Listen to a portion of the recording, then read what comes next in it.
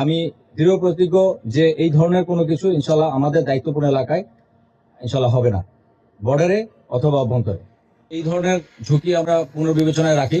সেই অনুযায়ী আমাদের যে জনবল সেটাকে ভাগ করে আমরা বর্ডার এবং আভ্যন্তরীণ যে ডিউটি সেখানে মোতায়েন করেছি।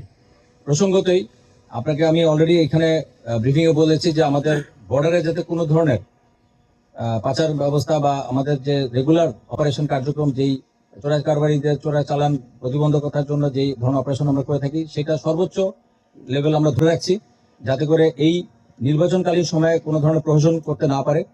একটি স্বার্থান্বেষী মহল সবসময় চাবে আভ্যন্তরীণ যে শান্তিপূর্ণ পরিস্থিতি, যেটাকে বানচাল করার জন্য বা অস্থিতিশীল করার জন্য, সেটাকে প্রতিহত করার জন্য সেনাবাহিনী, বিজিবি, পুলিশ, র্যাব এবং অন্যান্য আরো যে আইন শৃঙ্খলা বাহিনী রয়েছে, জনপ্রশাসনের সাথে সমন্বয় করে আমরা একত্রে কাজ করব এবং এই সমন্বয় অলরেডি আমরা করেছি।